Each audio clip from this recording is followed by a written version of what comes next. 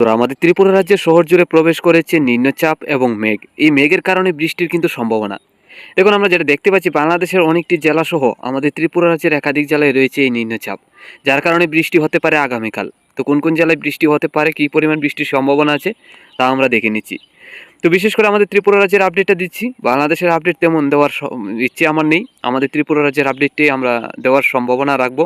আগামী দিনগুলিতে আমাদের ত্রিপুরা রাজ্যের আপডেটটি বেশিরভাগ নিয়ে আসবো। দেখুন, নিম্নচাপ এবং বজ্রবিদ্যুতের আশঙ্কাটা যদি দেখি, আমরা দেখতে পাচ্ছি আজকে বিকাল থেকে সন্ধ্যা রাত্রির মধ্যে কিছুটা নিম্নচাপের কারণে বৃষ্টি হতে পারে। বজ্রবিদ্যুৎ সহ বৃষ্টি থাকতে পারে উত্তরে ধর্মনগর, কুমারঘাট, কমলপুর, কুয়াইয়ের সাইড নিয়ে। এছাড়া দক্ষিণের দিকে হালকা পাতলা বৃষ্টি থাকবে। তেমন বেশি একটা বজ্রবিদ্যুৎ থাকবে না, হালকা পাতলা বজ্রবিদ্যুৎ থাকার সম্ভাবনা। মধ্যরাত্রির মধ্যে গেলে দেখতে পাচ্ছি মোটামুটি পরিষ্কার হয়ে যাবে, নিম্নচাপ বা বৃষ্টির কোনো সম্ভাবনা থাকছে না। আগামীকাল আবারও দুপুরের পর থেকে বিকাল থেকে কিছু নিম্নচাপ প্রবেশ করবে বাংলাদেশ হয়ে আমাদের ত্রিপুরা রাজ্যের দিকে, যার কারণে হয়তো বিকালের মধ্যে আবারও হালকা পাতলা মেঘলাভাব এবং বৃষ্টির সম্ভাবনা থাকতে পারে। এই বেশি একটা নিম্নচাপ এবং বৃষ্টির সম্ভাবনা থাকছে না, দক্ষিণে সাবরুম বেলোনিয়ার সাইড নিয়ে থাকবে, যার কারণে ওইসব জেলায় হালকা পাতলা হয়তো ছিটাফোটা বৃষ্টি হতে পারে। এছাড়া ভারী বৃষ্টির তেমন সম্ভাবনা নেই।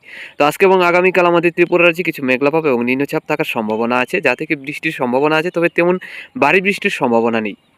ভারী থেকে অতি ভারী বৃষ্টির যে সম্ভাবনাটা আমরা দেখতে পাচ্ছি বাংলাদেশের মধ্যেই থাকবে।